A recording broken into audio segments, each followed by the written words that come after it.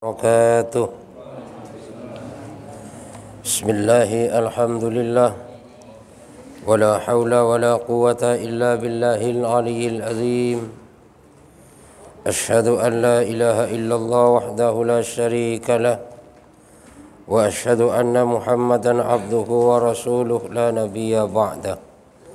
Allahumma salli wa sallim wa barik ala sayyidina Muhammadin wa ala alihi wa sahbihi ajma'in, amma ba'du. Yang kami hormati para ulama, para ustadz, hadirin hadirat, bapak-bapak, ibu-ibu, jamaah salat maghrib yang dimuliakan Allah subhanahu wa ta'ala. Alhamdulillah, Allah subhanahu wa ta'ala masih memberikan kesempatan kepada kita, masih memberikan kekuatan kepada kita, masih memberikan kemudahan kepada kita, sehingga saat ini kita masih bisa melaksanakan sholat maghrib secara berjamaah. Kita lanjutkan dengan majelis taklim. Ini semata-mata karena hidayah dan kekuatan daripada Allah subhanahu wa ta'ala.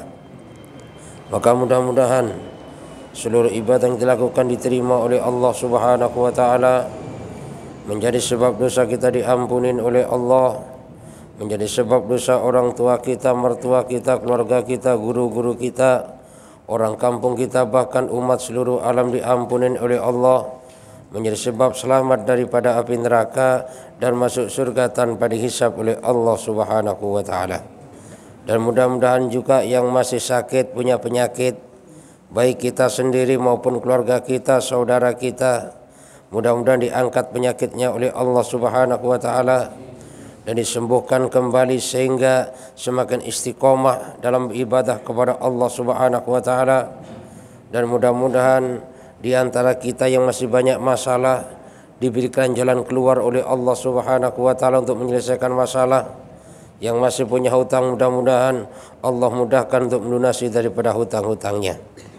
Dan yang akhirnya bagaimana kita sebagai hamba Allah, umat Rasulullah sallallahu alaihi wasallam, bahagia dari dunia sampai di akhiratnya Allah subhanahu wa ta'ala.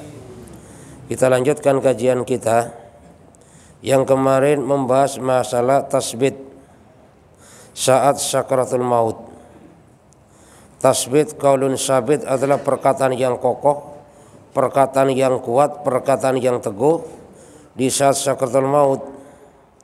Jadi yang pertama, Allah subhanahu wa ta'ala pelihara daripada kekafiran, istiqamah atas tauhid sampai meninggal dunia. Dan di saat bertemu dengan malaikat maut, maka diberikan kabar gembira oleh malaikat yang berupa rahmat daripada Allah subhanahu wa ta'ala. Dan selanjutnya diperlihatkan oleh Allah subhanahu wa ta'ala tempatnya di dalam surga. Bahasan selanjutnya adalah bismillahirrahmanirrahim, qala musannifur rahimakumullah, wa tasbitu fil qabri ala salasati aujuhin. Dan tasbit saat di alam kubur itu ada 3 macam juga. Apa saja? Ahaduha ayyalqanahullahu ta'ala as-sawaba hatta yujibahuma bima yarda minhur rabb. Yang pertama, tasbit di alam kubur itu saat ada di kubur, saat ditanya oleh Munkar Nakir, maka Allah subhanahu wa ta'ala mengajarkan, menalkin kepada orang tadi saat di dalam kubur dengan kebenaran, dengan yang benar, sehingga bisa menjawab pertanyaan daripada Munkar Nakir. Dan pertanyaan itu pertanyaan dengan jawaban yang diridhai oleh Allah subhanahu wa ta'ala. Itu adalah merupakan tasbit qaulun sabit, ya, saat di alam kubur. Jadi ditalkin oleh Allah, diajarkan oleh Allah bagaimana jawab yang benar, sehingga karena oleh Allah subhanahu wa ta'ala ditalkin, diajarkan, maka semua jawabannya sesuai dengan apa yang dikehendaki oleh Allah subhanahu wa ta'ala. Dan hal yang semacam ini terjadi tergantung bagaimana amalan kita. Makanya orang yang semacam ini adalah bagi orang yang beriman yang ikhlas dalam keimanannya, yang taat kepada Allah Subhanahu wa taala. Dan adapun orang yang enggak taat kepada Allah, walaupun dia ngaku beriman, maka enggak ada jaminan. Sehingga nanti ditanya oleh malaikat di Mungkar Nakir dalam kubur, bisa jadi dia enggak bisa jawab, atau bahkan kebingungan menjawab. Kenapa? Karena Allah Subhanahu wa taala tidak mengajarkan kepada dia, sehingga dia tidak bisa menjawab apa pertanyaan daripada malaikat Mungkar Nakir. Kalau sudah tidak bisa menjawab pertanyaan Mungkar Nakir, kan ini merupakan satu musibah, Pak. Satu musibah yang berat, diawali dari kubur. Musibah yang sangat luar biasa, kesengsaraan yang sangat luar biasa. Nah, maka disitulah bagi orang mukmin yang ikhlas, yang taat kepada Allah Subhanahu wa taala, tasbih saat di dalam kubur, maka dimudahkan menjawab daripada pertanyaan yang benar, yang memang jawaban itu dikehendaki oleh Allah Subhanahu wa taala. Sebenarnya jawabannya itu sudah ada, cuman kagak bisa diapalin. Ya. Kalau misalnya kita udahlah jawab pertanyaan kubur saya hafalin sekarang, jawabannya udah ada, lalu kita nggak melaksanakan perintah Allah Subhanahu wa taala, maka kita pun juga kagak bisa menjawab, walaupun jawabannya sudah kita hafalin. Nah, inilah termasuk kasih sayang Allah Subhanahu wa taala, bahwasanya ujian yang diberikan oleh Allah Subhanahu wa taala, jawabannya pun juga diberikan. Cuman yang jadi permasalahan pada saat itu, yang bisa jawab adalah amalan kita, keimanan kita kepada Allah Subhanahu wa taala. Itu yang pertama. Wasani ayyazul anul khauf wal haibatu wa dahsyah. Tasbih yang kedua, maka dihilangkan rasa takut di dalam kubur tadi. Rasa kedahsyatan, rasa khawatir, rasa bingung, rasa ketakutan udah nggak ada lagi dalam kubur. Sehingga apa? Sehingga yang ada senang. Karena ketakutan udah dihilangkan semuanya. Rasa khawatir udah hilang. Rasa cemas sudah hilang. Jadi yang ada hanya rasa senang saja. Nah, makanya Pak, perlunya kita bukan hanya memikirkan hidup enak, tapi bagaimana juga kita pikirkan nanti di dalam kubur itu enak. Nah, enaknya di dalam kubur itu kalau sudah nggak ada ketakutan, ya, kubur memanjang, meluas dan terang, ditemenin oleh orang tampan-tampan yang perwujudan daripada amalannya. Ini kan orang akan merasa senang. Jadi udah nggak ada lagi ketakutan. Padahal di dalam kubur itu ketakutannya sangat luar biasa. Bagi siapa? Bagi orang yang tidak beriman, yang tidak mengamalkan ketaatan kepada Allah Subhanahu wa taala. Sehingga dalam kubur itu merupakan satu momok yang sangat menakutkan. Kuburnya menjadi gelap, tidak ada penerang. Kenapa tidak ada penerang di dalam kubur? Karena saat di dunia tidak membuat penerang untuk dikubur nanti. Sebenarnya kalau kita sadar, bahwasanya saat kita di dunia ini seharusnya kita berusaha bagaimana sebanyak-banyaknya mencari bekal untuk dikubur. Seharusnya nih. Kan cuman yang terjadi kadang-kadang kan kita nggak mikirin kan, nggak mikirin bagaimana dikubur, nggak mikirin pertanyaan kubur. Sehingga apa? Sehingga kita beribadah kepada Allah Subhanahu wa taala dengan cara malas-malasan. Kenapa kita nggak mikirin kubur? Ya karena kita sudah terpesona dan lalai, hanyut dengan kenikmatan setitik daripada yang namanya dunia. Makanya ada satu perumpamaan dari ulama, bahwasanya hidup kita itu ibarat orang yang sedang mengembala. Yang namanya pengembala kan asik saja mengembala, merhatikan daripada barang gembalaannya, bahkan kadang-kadang sampai lupa makan. Kenapa? Saking asiknya. Nah, makanya di tengah-tengah asik mengembala, tiba-tiba di belakangnya ada harimau yang mau menerkam. Karena mau diterkam harimau, maka larilah sekenceng-kencengnya ini pengembala. Dilihat di belakang, harimau ngejar, semakin kenceng larinya. Lihat lagi, semakin kenceng larinya. Sampai akhirnya tanpa disadarin, di depannya tadi ada sumur tua. Karena gak sadar dia larinya, maka terceburlah ke sumur tua. Tapi ternyata di tengah-tengah sumur tua tadi ada ranting, sehingga dengan ranting tadi pengembala tadi nggak jadi terjatuh ke dasar sumur, tapi nyangkut di tengah-tengah. Karena nyangkut di tengah-tengah, dia merasa aman, merasa enak, merasa tenang. Cuman setelah dia lihat ke bawah dasar sumur, ternyata di dasar sumur itu ada ular yang sangat besar sekali, yang menganga dan siap untuk menunggu kejatuhannya. Dia takut. Dia lihat ke atas, gak taunya harimau masih menunggu yang siap menerkam. Tambah takut dia. Dia lihat ke sebelah kanan, gak tahu di situ ada tikus putih yang menggerogotin daripada akar yang suatu saat akan patah itu akar. Tambah takut dia. Melihat ke sisi kiri, gak taunya ada tikus hitam yang menggerogoti juga ranting tadi yang suatu saat juga akan patah itu ranting. Ketakutan yang sangat luar biasa. Tapi di saat dia menoleh ke atas, gak taunya di atas ada sarang tawon. Dari sarang tawon itu meneteslah madu, satu tetes cuman. Mengenai apa? Mengenai bibir daripada pengembala yang sedang ketakutan tadi.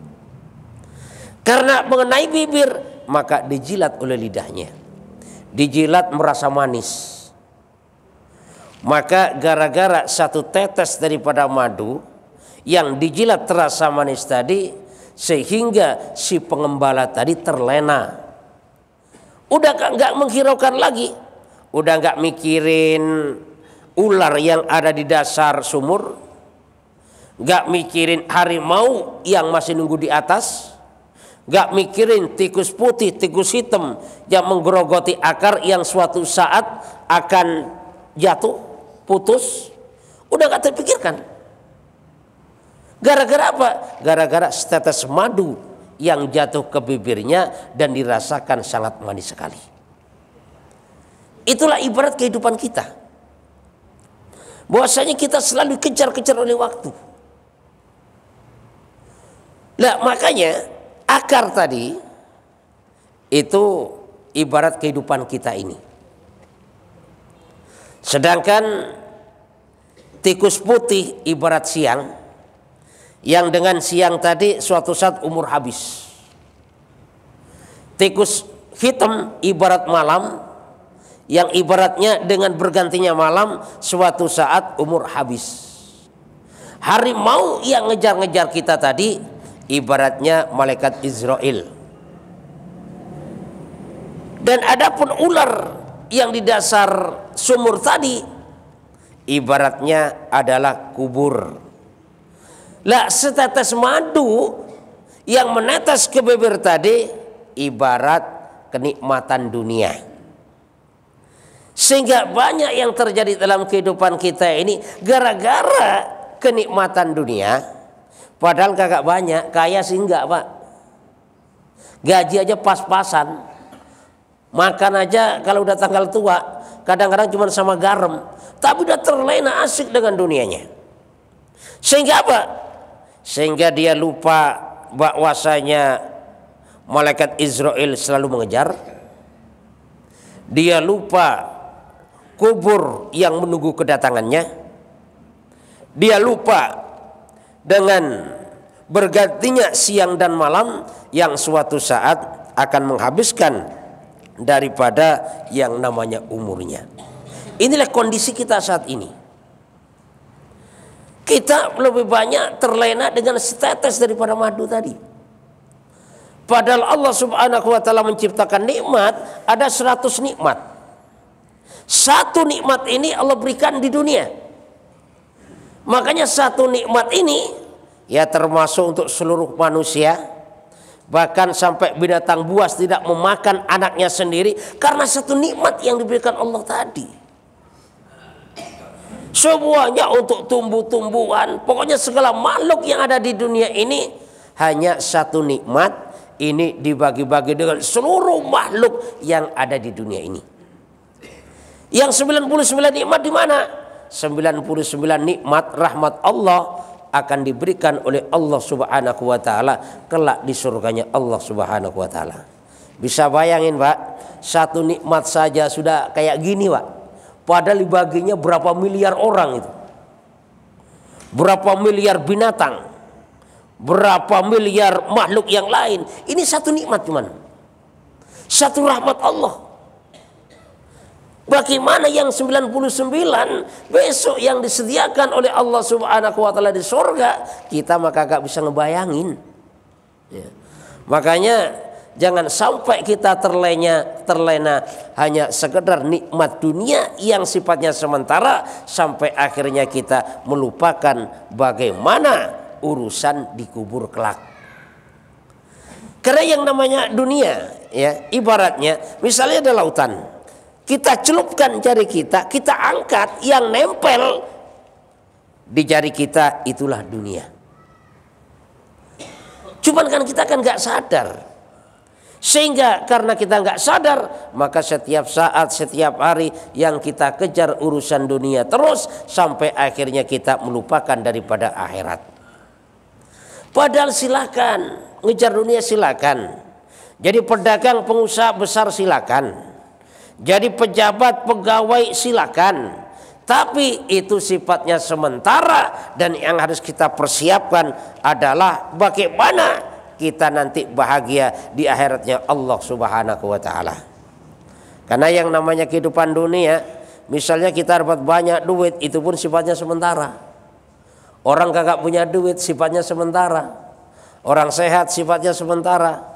Orang sakit sifatnya sementara, semuanya serba sementara. Nah, makanya sebenarnya kita hidup di dunia ini mempersiapkan untuk hidup alam selanjutnya, yaitu alam kubur sebelum kita sampai ke akhiratnya Allah Subhanahu wa taala. Ya. Jadi yang kedua tadi bahwasanya tasbih di dalam kubur ini akan menghilangkan semua rasa takut, semua kekhawatiran, semua kedahsyatan daripada kubur dihilangkan dengan tasbih tadi. Nah, tasbih akan diberikan oleh Allah Subhanahu wa taala apabila seseorang ini taat kepada Allah, mengamalkan perintah Allah dengan ikhlas di dalam beribadah kepada Allah Subhanahu wa taala. Wasalisu ayyara makanahu fil jannati fayasirul qabru raudatan min riyadil jannah. Yang ketiga, tasbih di alam kubur tadi maka akan melihat tempatnya di dalam surga, sehingga kubur ini menjadi taman daripada taman surganya Allah Subhanahu wa taala. Jadi kubur menjadi taman di taman surga. Sudah dibukakan pintu surga oleh Allah Subhanahu wa taala, sehingga di dalam kubur menggembus daripada yang namanya angin surga. Sehingga apa? Sehingga karena sudah ada di taman surga maka hidupnya sangat bahagia sekali. Bahkan satu riwayat, Pak, menceritakan bahwasanya besok kalau orang masuk kubur dan dia bisa menjawab pertanyaan kubur, maka digoda oleh, dia datangin oleh salah satu bidadari, dan bidadari menggoda. Karena menggoda sambil bercanda, maka tanpa terasa kalung daripada bidadari yang merupakan permata yang sangat mahal itu kepegang, ketarik, yang akhirnya berjatuhan itu permatanya. Karena berjatuhan, maka yang akhirnya berdua mengutin itu permata dengan senang hati, dengan bercanda. Lah, sebelum selesai mengutin permata itu ternyata sudah kiamat. Dan kalau di dalam kitab Taqiyul Ahbar diterangkan, kalau seseorang sudah mendapat tasbih di dalam kubur, bisa menjawab daripada pertanyaan kubur, maka tidurlah kamu sebagaimana tidurnya pengantin baru. Kalau pengantin baru yang tidur, Pak, enak banget, asik dah, sehingga kagak terasa tuh, ya. Baru saja sholat isya masuk kamar, perasaannya baru sebentar udah adzan subuh tuh. Sampai akhirnya subuhnya masbuk. Kenapa? Perasaannya cuma sebentar. Beda kan, sama-sama satu malam, tidurnya pengantin baru dengan tidurnya orang yang banyak utang beda, Pak. Atau dengan tidurnya orang yang lagi banyak masalah.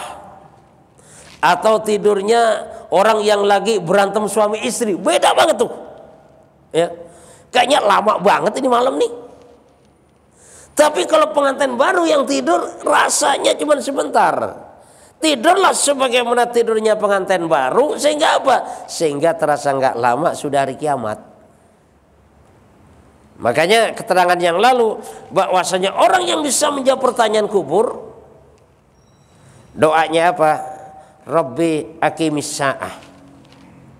Ya Rabb, ya Allah, segerakan hari kiamat. Itu doa bagi orang yang bisa menjawab daripada pertanyaan kubur, mendapatkan tasbih di alam kubur, maka doanya Rabbi aqimis sa'ah, ya Allah segerakan hari kiamat. Tujuannya apa? Agar supaya secepatnya bertemu dengan saudara-saudaranya, bertemu dengan keluarganya, bertemu dengan istrinya, bertemu dengan anak-anaknya. Di mana? Di dalam surganya Allah Subhanahu wa ta'ala. Maka sangat mengharapkan bagaimana agar secepatnya terjadi daripada yang namanya hari kiamat. Ini bagi orang yang bisa menjawab pertanyaan di alam kubur. Makanya kita usaha, Pak, ya, sehingga kubur ini menjadi taman daripada taman surganya Allah Subhanahu wa ta'ala. Karena kalau kita apes, kubur menjadi jurang daripada jurang api neraka. Di kubur bukan enak digebukin dulu, Pak. Coba bayangkan. Nah, makanya usaha kita sekarang, jangan sampai kita malas beribadah. Kenapa? Karena kalau kita tidak mau beribadah kepada Allah Subhanahu wa ta'ala, kita nanti apes dunia akhirat. Dunia udah apes, kubur pun apes, akhirat apes. Karena nggak mau beribadah kepada Allah. Dan kita ibadah kepada Allah pada dasarnya untuk kita, baik untuk urusan dunia maupun untuk urusan akhirat. Itu ibadah bakalnya itu. Tapi sekarang kenapa banyak orang meninggalkan ibadah? Karena di dalam hatinya tidak ada perasaan pentingnya daripada ibadah. Yang ada apa? Yang ada pentingnya uang, pentingnya kerjaan, pentingnya perusahaan dan lain-lain. Maka apa yang ada pentingnya di dalam hati kita, itulah yang akan kita perjuangkan dan itulah yang akan kita usahakan di dalam kehidupan kita.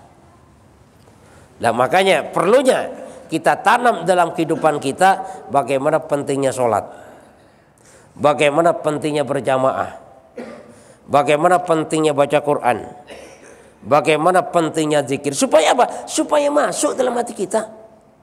Kalau sudah masuk di dalam hati kita, kita mudah untuk melaksanakan, kita mudah untuk mengamalkan.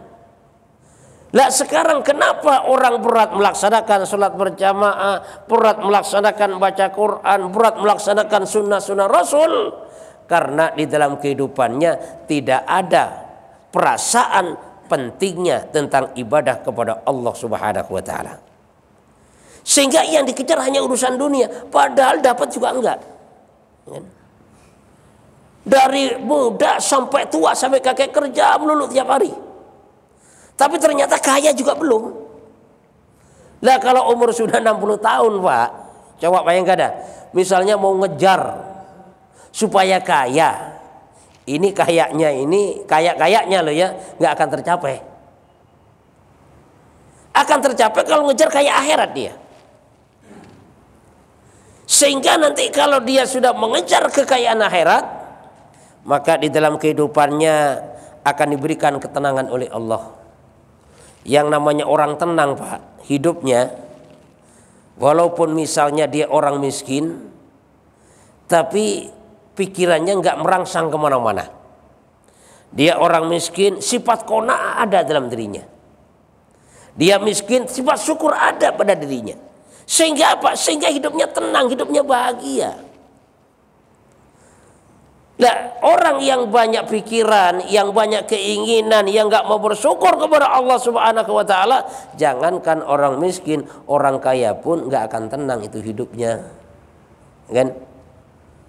Kenapa?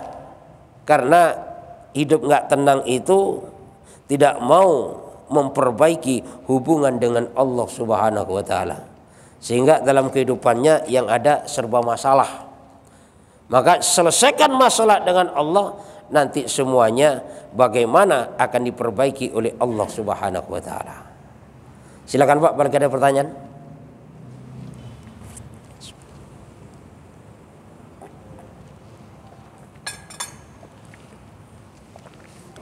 Kalau nggak ada saya lanjutkan.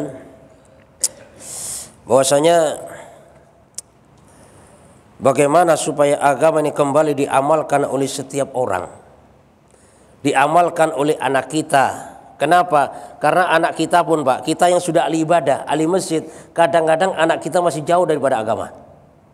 Anak kita jauh daripada taklim, anak kita jauh daripada masjid, anak kita jauh daripada sholat berjamaah. Kenapa terjadi yang semacam itu? Jangan-jangan kita tidak pernah memikirkan dan juga kita tidak pernah menyampaikan. Makanya satu solusi agar supaya generasi kita ini kembali kepada agama. Anak kita rajin ke masjid, keluarga kita taat kepada Allah Subhanahu wa taala. Maka kita harus menyampaikan. Makanya agar supaya masjid makmur, semakin hari semakin banyak ahli masjid, maka kita yang datang di sini, misalnya yang datang sampai 50 orang misalnya. Lah bagaimana 50 orang ini setiap hari bisa menyampaikan apa yang ada program di dalam masjid. Misalnya si A ketemu temannya, udah sampaikan saja program masjid. Bahwasanya di Baitur Rahman alhamdulillah hampir tiap malam ini ada pengajian. Malam Jumat ada tahlil. Malam ini ada taklim juga. Lah kalau setiap kita yang ahli masjid menyampaikan program masjid kepada orang yang belum ke masjid, atau orang yang sudah sholat ke masjid tapi tidak mau duduk di program masjid, kita sampaikan hal yang semacam itu, lama-kelamaan maka masjid ini akan bertambah daripada jamaah baru. Misalnya Pak, kita ketemu orang, kita sampaikan jarak 1 bulan saja itu sudah ada perkembangan. 1 bulan saja. Dengan catatan setiap orang setiap jam menyampaikan. Sampaikan kepada siapa saja tentang masalah program masjid, kita sampaikan. Itu akan membuat perubahan yang sangat luar biasa. Tapi kalau kita yang sudah ke masjid, yang sudah ahli masjid, yang sudah biasa taklim di masjid, dan kita cuek-cuek saja kepada yang lain, program masjid nggak pernah kita sampaikan. Bagaimana amalan masjid nggak pernah kita sampaikan. Masalah berjamaah nggak pernah kita sampaikan. Maka lama-kelamaan masjid bukannya semakin makmur, tapi masjid akan semakin ditinggalkan oleh jamaahnya. Sehingga apa? Sehingga semakin hari semakin sepi. Walaupun istilahnya berbagai macam cara memikirkan bagaimana memakmurkan masjid, kan sekarang kan banyak, Pak. Jadi lagi berpikir bagaimana cara memakmurkan masjid. Ada yang berpikir coba di masjid kasih wifi. Barangkali pemuda-pemuda banyak ke masjid. Memang banyak ke masjid, numpang internet, tapi waktunya sholat, waktunya taklim kabur tuh dari masjid. Ada juga masjid yang berpikir coba ini di samping masjid ini atau depan masjid kita taruh lapangan bulu tangkis. Dengan harapan apa? Dengan harapan nanti banyak pemuda atau banyak orang yang ahli masjid sehingga masjidnya ramai. Memang ramai banyak. Pas bulu tangkis, giliran sudah waktunya azan, waktunya taklim, nggak ada itu yang nongol. Sebenarnya kalau memang kita menghidupkan masjid, bagaimana memakmurkan masjid? Sederhana.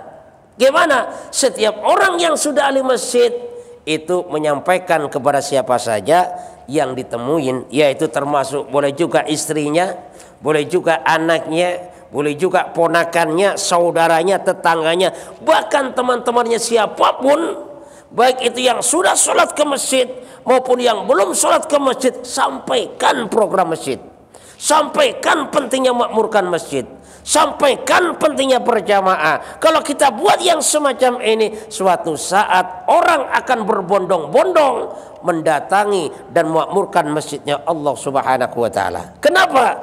Karena lama-kelamaan yang kita sampaikan itu akan masuk ke dalam hati. Coba deh, misalnya tiap hari kita sampaikan kepada anak-anak, alhamdulillah nak, ini setiap malam Baitur Rahman ada pengajian nak, ada taklim nak. Jadi kita akan kenal bagaimana janji Allah. Kita akan mendapatkan bagaimana pesan Rasulullah. Yuk nak, nanti datang nak ya. Mungkin sekali dua kali dia menolak. Tapi kalau lama kelamaan sampai berpuluh-puluh kali kita ya sampaikan yang semacam itu, suatu saat pasti akan masuk ke dalam hatinya. Kalau sudah masuk ke dalam hatinya, mudah untuk melaksanakan. Karena sesuatu yang masuk dalam hati, Pak, itu akan mudah kita laksanakan. Nah, makanya sekarang terjadi kadang-kadang orang ngaji udah puluhan tahun. Dari muda sampai tua ngaji melulu. Cuman kagak diamalin.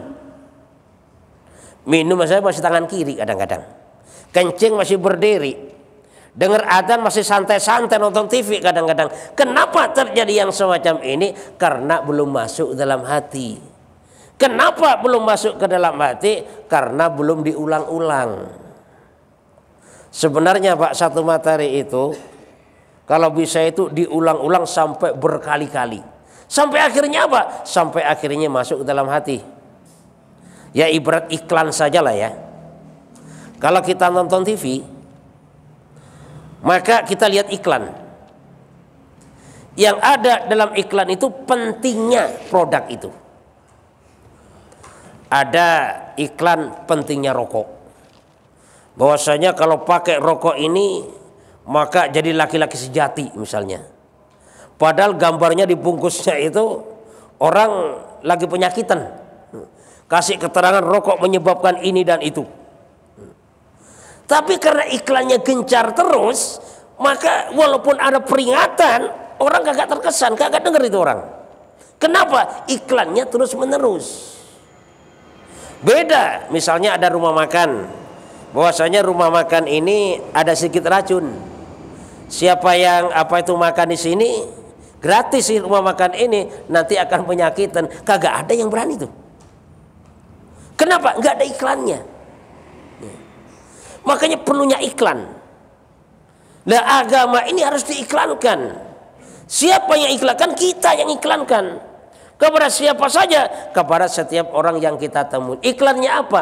Pentingnya berjamaah, pentingnya ke masjid, dunia sementara, akhirat selama-lamanya, yang akhirnya apa yang kita sampaikan tadi akan masuk ke dalam setiap hati manusia. Kalau sudah masuk ke dalam hati, maka manusia akan berbondong-bondong untuk datang memakmurkan masjidnya Allah Subhanahu wa taala. Maka mudah-mudahan Allah Subhanahu wa taala berikan kekuatan kepada kita, semakin hari semakin taat kepada Allah Subhanahu wa taala. Mudah-mudahan apa yang kita bicarakan, apa yang kita dengarkan, Allah Subhanahu wa taala memberikan kekuatan kepada kita untuk mengamalkan dalam kehidupan kita, menyampaikan kepada saudara-saudara kita, dan kita niatkan sampai hari kiamat yang sampai akhirnya diteruskan oleh anak-anak cucu kita.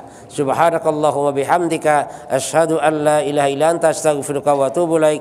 Wassalamualaikum warahmatullahi wabarakatuh.